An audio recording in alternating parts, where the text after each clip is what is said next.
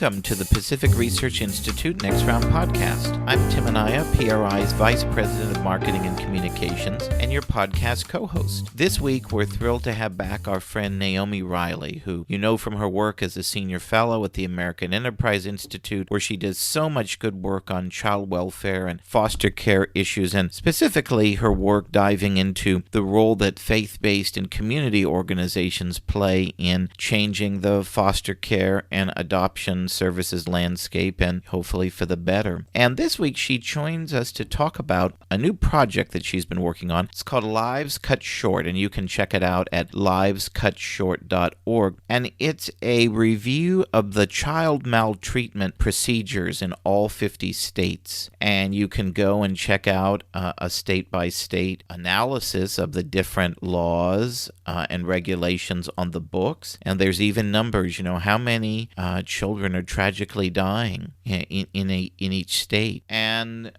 you're greeted, and you can't help but be affected when you go on the website. You actually see the pictures of many of these victims, and you learn, for example, that about 2,000 infants and children die of maltreatment in the United States every year, and that's the official statistics. We know the true number is certainly higher than that. And so her project is really not only about documenting these tragic deaths, but it's also about understanding the circumstances and the policy choices that contribute to them, and hopefully doing something for the better about it to prevent so many tragic and unnecessary deaths. So in a moment after the announcement, we invite you to listen to a really interesting, sober discussion with Naomi Riley.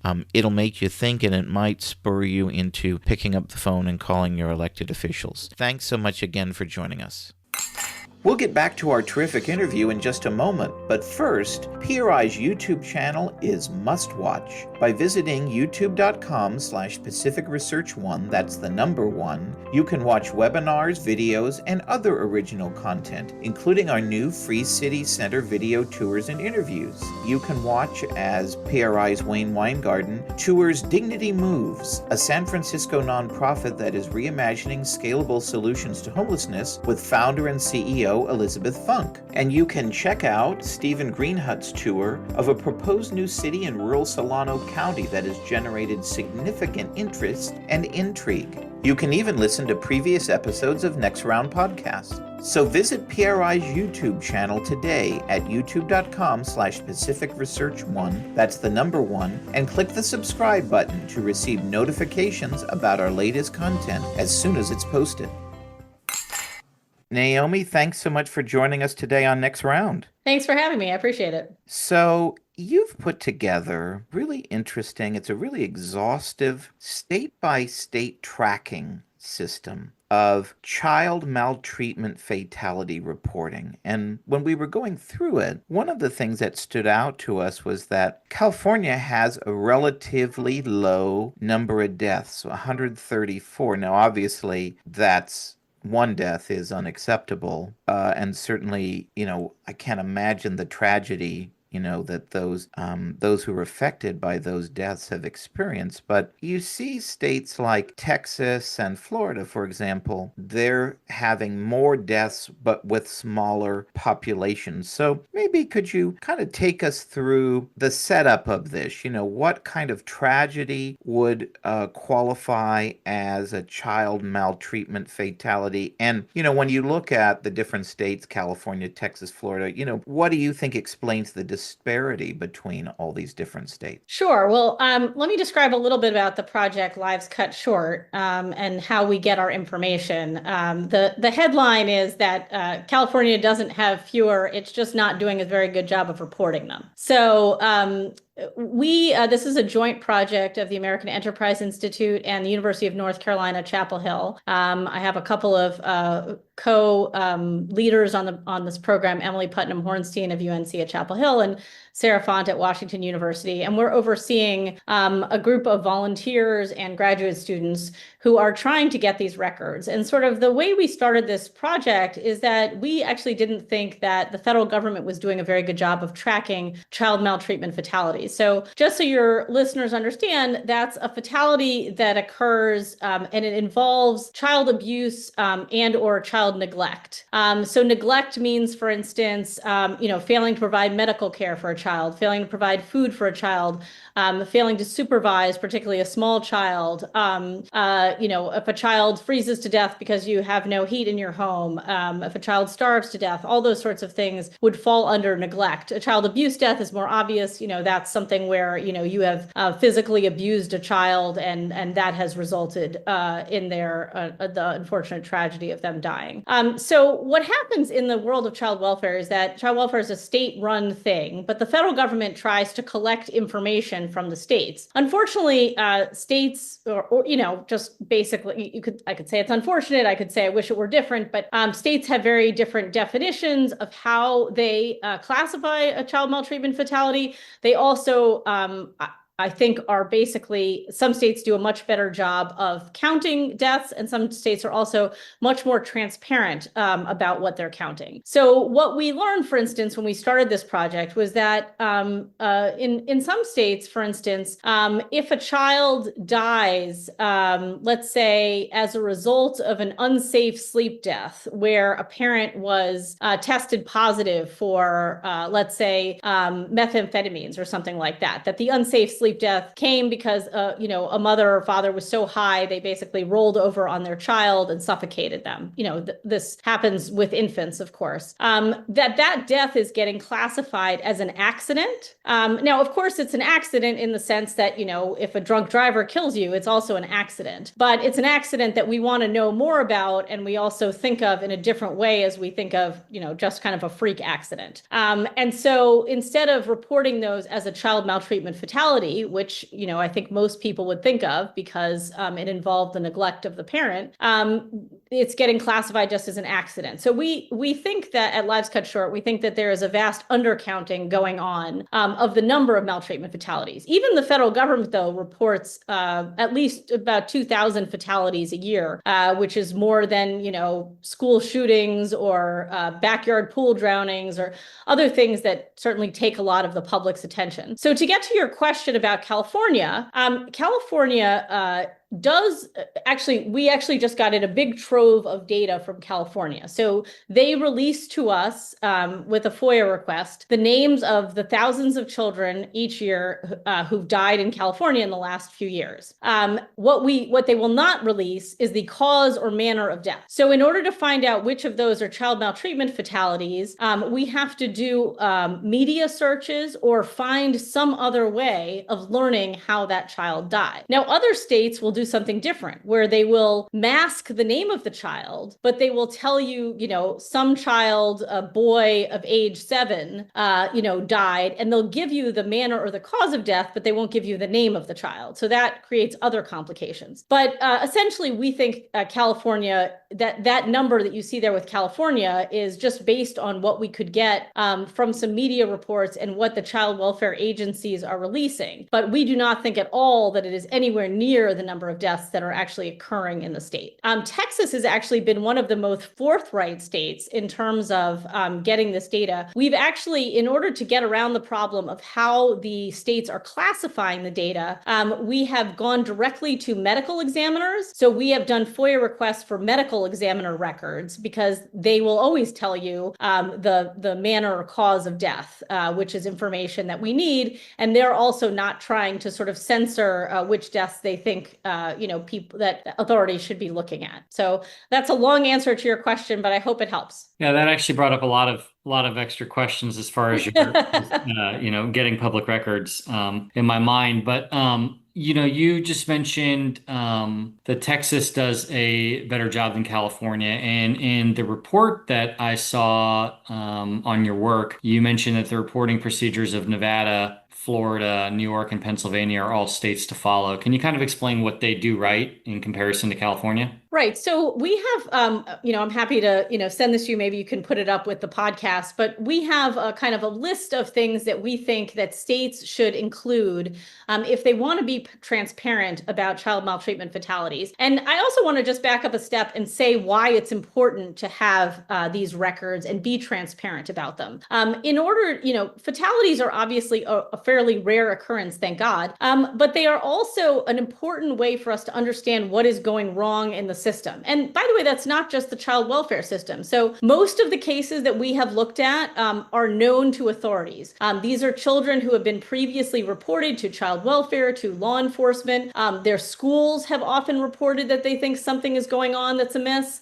Neighbors have reported, maybe doctors too. And so what we want to find out is where are, poor decisions being made in this kind of structure around children who are, being abused or neglected. And that's why we want to get as much information as we can around these fatalities, not just, for the public to be horrified, but to see what we can learn how to do better. And obviously, it's very hard to do that with a child who, for instance, maybe just has been abused a number of times, because that child's, privacy needs to be protected. The family's privacy needs to be protected. In the case of a child who's died, obviously there is a finality there, and there is a sense of, how serious this is, that we do not think that there should be a right for the state to cover over the identity of that child.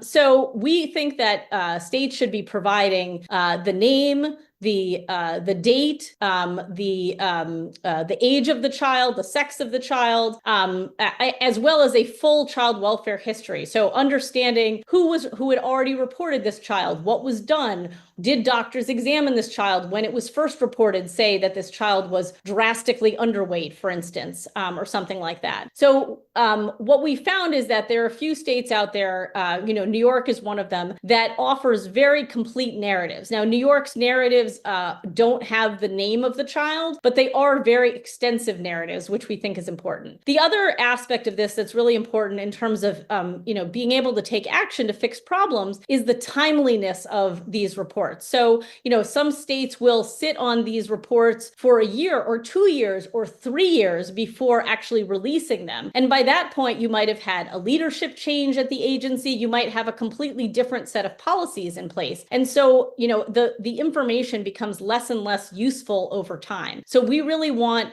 immediate notifications, and then we want, extensive narratives to be provided as soon as possible, within 6 months to a year of when the fatality occurred. We'll get back to our great guest in just a moment. But first, are you following PRI on Facebook? By following PRI at facebook.com/Pacific Research Institute, that's all one word, you'll be the first to read free market ideas from PRI's terrific team of scholars on all the hot issues like education freedom, single-payer healthcare, crime, homelessness, green mandates like the ban on natural gas appliances, and more. Plus, when you follow PRI at facebook.com/Pacific Research Institute, you'll be the first to know when tickets go on sale for PRI's must-attend luncheons, dinners, and galas across the state. And you'll be first in line to secure your spot to hear great speakers like Michael Schellenberger, Gordon Chang, Steve Hilton, and many more. So go to facebook.com/Pacific Research Institute and follow PRI today so you'll be the first to know.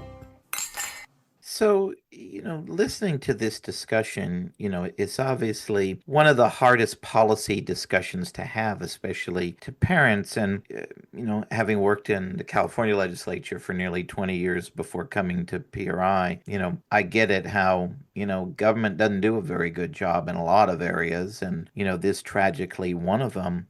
But it seems so unbelievable, right, that the system could fail so bad here. So can you give us a few examples, maybe speak a bit to, the real dilemma that we're facing here of it seems so hard for government to get things right here? Yes, I think that there is a balance to be struck here for child welfare agencies.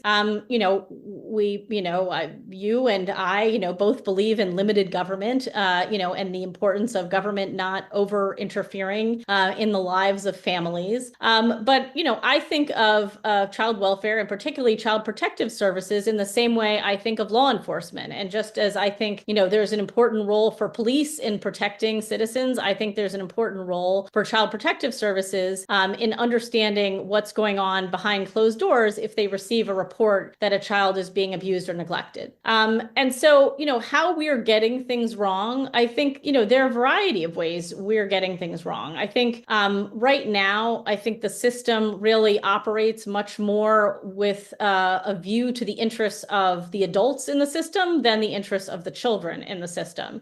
So most child welfare agencies, I think, really have as their guiding principle that families should not be, that parents should never be separated from their children, and that if they are, they should be reunified as quickly as possible. And I think that principles about the safety of children are getting lost in that. And so one of the things, just to take one example of, I think, where we're going wrong in the system, I think we are underestimating the extent, for instance, to which substance abuse is driving a lot of these problems, and we're underestimating the seriousness of parental substance abuse in terms of affecting a child's safety. To give you an example of a policy, a number of states and hospitals have either officially or unofficially either not been doing drug testing of newborns because they think that it will lead to a racial disproportionality, and they're concerned that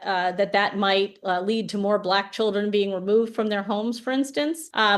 States like New Mexico and Connecticut, New Mexico actually recently changed this policy, I'm happy to report, but if they found that an infant had tested positive, they would hand the mother some pamphlets that suggested, maybe she might want to check out a rehab or something like that, but otherwise send her home an addicted mother with an infant and absolutely zero mandatory follow-up. So I think, the American people largely probably, according to polls, think that's a pretty terrible idea. Not that necessarily this child needs to automatically be removed, but certainly it does seem like there some follow-up warranted there. So I think that there are policies like that, I think, that we are not taking, that we are taking the wrong approach, and that is leading to more of these tragedies. I should just say, statistics show that up to 90% of the families involved with child welfare are suffering from some kind of substance abuse problem. So the drug situation is probably the one I think is most in urgent need of fixing. How much of this issue, of course, government agencies, government bureaucrats are always going to want more. How much of this problem is funding issue? And is it a we're not spending enough overall kind of a thing, or is it we're not spending the dollars correctly and most effectively? I would say it's both. I would say child welfare is probably one of the few parts of government that I think could probably use more resources. Just take the work of someone who does frontline child protective service work. That is a really hard job. Going and, visiting these families, knocking on doors. You don't know who's on the other side, dangerous buildings, dangerous neighborhoods, going in, asking questions that are going to upset the other people in the, house or apartment. You don't know who they are, what they might do as a result, and trying to gather information and evidence about who is telling the truth about what's going on.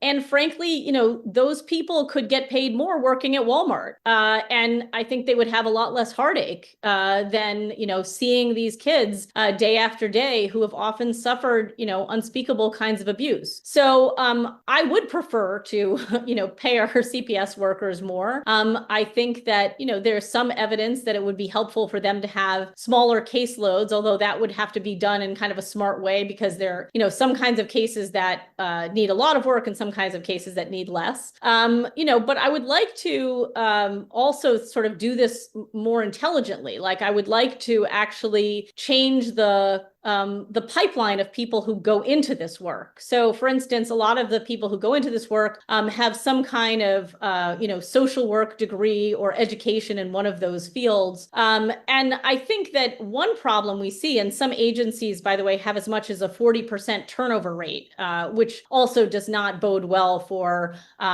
getting in and keeping experienced people. But I think that the job description I just gave you is actually much more akin to someone who's interested in law enforcement than someone who's interested in social work. And I think if you sort of said to people, who are in some kind of police training program or in some kind of criminal justice program in college, hey, would you be interested in sort of shifting your focus a little bit more into, crimes being committed against children?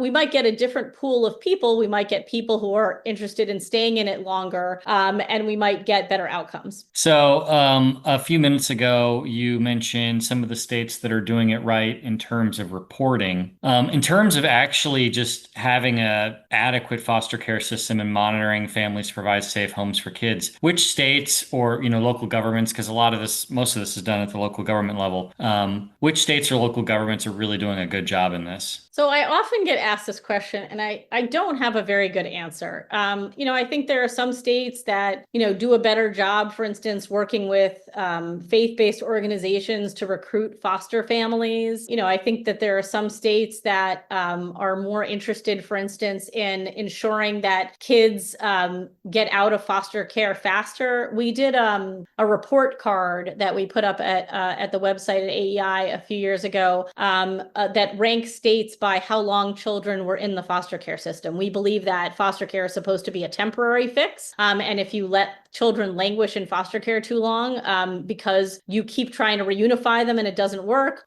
or you've placed them in unsuccessful adoptive homes, or you refuse to place them in adoptive homes, those are all poor outcomes for kids. So on that ranking, actually, Utah came out on top in terms of the states that that keep kids in care and foster care the shortest amount of time. And it was interesting because I think that the reason that was true, and I was kind of surprised by this, was actually not the policy of the Child Welfare Agency, but the way that their family court system operates. So, not all of these decisions about, whether a child is in danger, when to remove them, when to reunify them, whether to place them for adoption, those decisions are made with the input of courts.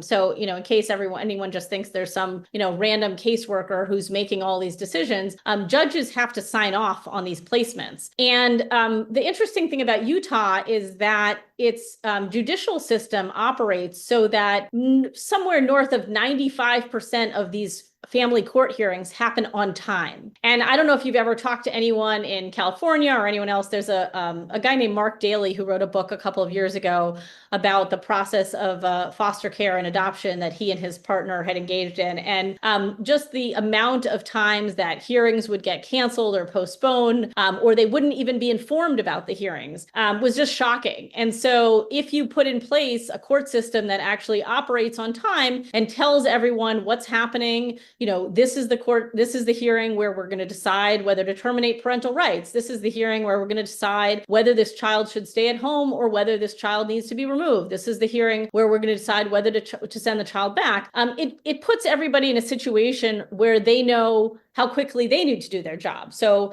it means that a caseworker knows when this hearing is happening. They can't postpone it, and they can they know that they have to go visit this child by X date. So that's the kind of thing where I think, we could make some progress. In terms of the kind of ideological view about that these agencies have, there's not an enormous distinction among the states in terms of their approach to, family reunification. A lot of states, almost every state now is very concerned with racial disparities in foster care. And I think they're not concerned enough with child safety. So for instance, you'll often hear that a disproportionate number of Black Black children are taken into foster care, but you'll rarely hear that 3 times as many Black children die from maltreatment as white children. So that's the second statistic to me is the more important one. And foster care, at its best, is supposed to be a program that helps kids. It's supposed to be like Head Start, where you wouldn't expect to see a perfectly proportionate representation of the population in programs that are specifically focused on helping kids in need. But that's, I guess, what people expect from child welfare.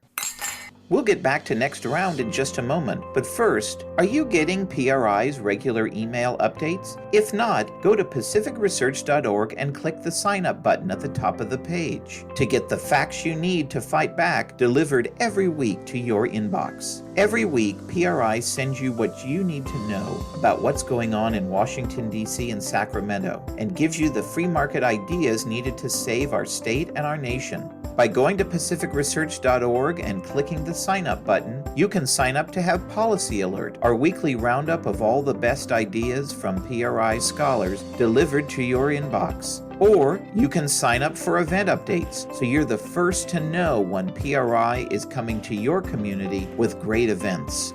So sign up now at pacificresearch.org and click the sign up button at the top of the page to get PRI's content delivered to your inbox each week. You mentioned a little bit ago, we were talking about the issue of drug testing here, but obviously California and our policy, and we're not alone, as a state, there's been a lot of attention played to efforts in the fentanyl crisis and how it affects, so many aspects of our society. So could you expand a little bit on the ways that drug use and substance abuse treatment plays a role in this crisis? Sure. Well, I think, the most, dangerous, part about parental drug use for children is typically when children are young and they can't take care of themselves. I mean, that's why most child maltreatment fatalities are also very young children, because they don't have an alternative way of contacting another responsible adult if things go south. And, I like to, obviously, the stage where, you have an infant, we talked about before, what it means to have that incredible effort of taking care of a newborn, who is not on a regular schedule, and all the feeding and changing and noticing, if they have a fever or anything is going wrong, when you're high is very difficult. Then you move to what I like to call the mobile but totally irrational stage, my least favorite stage of parenting, where you have children who, are trying to touch a hot stove or want to swallow their siblings' Legos or run out into the street. It's hard to monitor all those behaviors when you're perfectly sober, and it's much harder when you're high. So those are the kinds of things that I think, really lead to a lot of the tragedies that we see, both not just in terms of fatalities, but in terms of near fatalities or kids just being put in harm's way in a way that you wouldn't want to see them. Obviously, substance abuse, alcohol, and drug abuse certainly lead people, to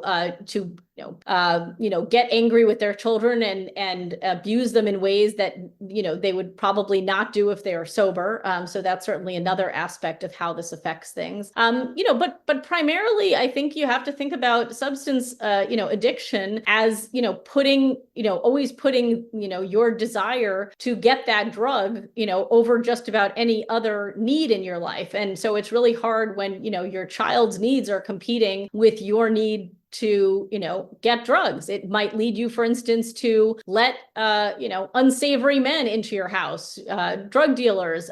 You might find yourself, with a boyfriend who is abusing your kids, but you're going to stay with him because, he is your access to drugs. So these are all cases that are, pretty typical in child welfare systems. So we've touched on this, I think, a few times now, but just to kind of get a little bit more specificity, it's easy to sit there and say, and children should be removed from dangerous environments, but it's not always so clear cut. And I think it is, from a policymaking perspective, it's a difficult decision for bureaucrats and judges to take children from homes. When it's obvious that there's abuse, of course, it's not as challenging of a decision. But again, sometimes it's a little bit more of a gray area, or at least with what is publicly known.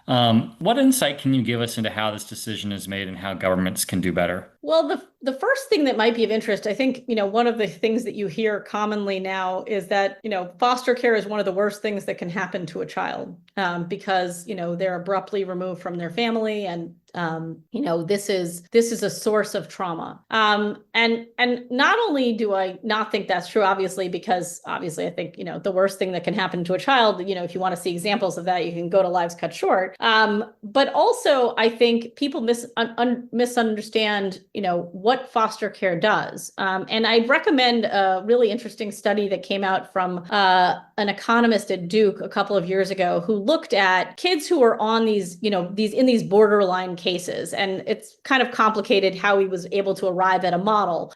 But he was able to look at tens of thousands of kids over a kind of longitudinal period. And he was able to look at, not only the question of whether they were removed or not, but also their outcomes. So it turns out that when you look at these borderline cases that you're kind of asking about, should we or shouldn't we, it turns out that the kids who were removed, even if they were later reunified with their parents, actually had better outcomes. They had higher rates of high school graduation. They had lower rates of criminal activity. They had lower rates of teen pregnancy. And the other thing that they found was that the parents also had lower rates of criminal activity when the child was removed. And so what you take from that is not, we should remove every child to foster care, but it's that foster care provided a kind of wake-up call for these parents where they got their act together to such an extent that it really changed their behavior and also improved the way they parented to such an extent that years later, the outcomes of their children changed. So I think that is not weighed enough in the decision about whether to remove children. And I would just say, generally, when you're reading these stories, like, I think people should understand that in the vast majority of cases, we are giving parents many, many chances to clean up their acts, to get in-home services, to do anger management, parenting classes, drug rehab.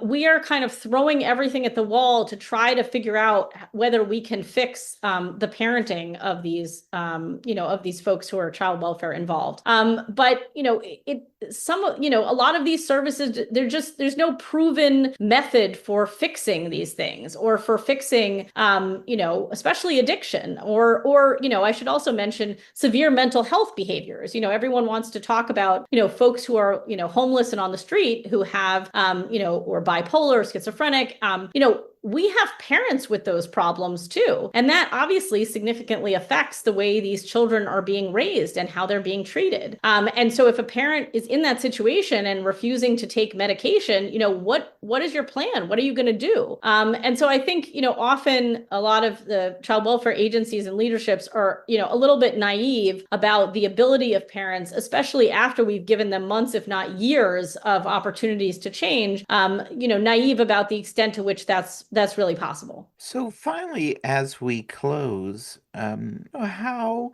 I think, folks sitting and listening to all of this, I think they're going to want to get involved in the movement to help with this crisis and change things for the better. So what can the folks at home do to make a positive difference here? And how can they read your work and follow this report and, the future work that I know you'll be doing on this issue? So one of the things that I recommend people think about is becoming a CASA, which is a court-appointed special advocate, because so those are people who sort of, are assigned to a child who's in the foster care system. They visit that child and then they present their, on a regular basis. And then they present, their findings to the judge in court. They don't have to be an expert, but, they sit down, they talk to the child, they, see how the child is living. They, ask about what's going on in school and those sorts of things. And, aside from, I think, the usefulness of just doing that, I think it does provide ordinary citizens with a view to how family court operates, different, and how the child welfare system operates. I mean, many family courts are open to the public, but, a lot of people aren't going to go, just watch for the heck of it. And I think, just having an inside view into what one of these cases looks like, I think is a great first step. It's also a way for, I think, the courts and the agencies to be held accountable, to know that there are they're outside citizens. Maybe they're, educated citizens, and maybe there are people who, will take a kind of more skeptical view of the system and sort of say, wait, why are we doing that? And does that really make sense? I think we could use more of those people because, family court just affects, a relatively small portion of the population. And sometimes I worry that these decisions that are being made are not ones that the vast majority of the public would really approve of. Another thing that people can do, there are a lot of organizations that not only train people to do foster care, but also, train people to support people to do foster care. So a lot of, like I said, the faith-based organizations have, really arrived at the conclusion, that foster care is very hard. About half of foster parents quit within the first year they're doing it. And so even if you don't want to go all the way to like becoming a foster parent, maybe you can bring meals to someone who is a foster parent. Maybe you can offer to, babysit. Maybe you can offer to do any number of things that will, help that foster family be more successful. And I think that's really useful. If people want to read more about my work, I wrote a book a couple of years ago called No Way to Treat a Child, which they can get on Amazon or wherever they get their fine books. And then they can read all of my work at the AEI website, aei.org. And if they're interested in looking at the Lives Cut Short program, that's livescutshort.org. It's its own separate website. And we welcome, any kind of input. If you have a case that you see is not listed there, and you can go to each state and each year and see the cases that we have managed to uncover. If you see one that you think is missing, please let us know. Naomi, thanks so much for joining us on Next Round. We really appreciated the discussion today. Thank you. If you like this episode, please tell your friends and subscribe to PRI's podcast at iTunes, Google Play, Stitcher, TuneIn, iHeartRadio, and Spotify. And when you're on these platforms, don't forget to give us a big 5 stars. If you don't subscribe to any of these, you can still listen on PRI's YouTube page, youtube.com/Pacific Research 1. That's the number 1. Thanks for listening. I'm Rowena Itchon. Hope you'll come back again for Next Round with PRI.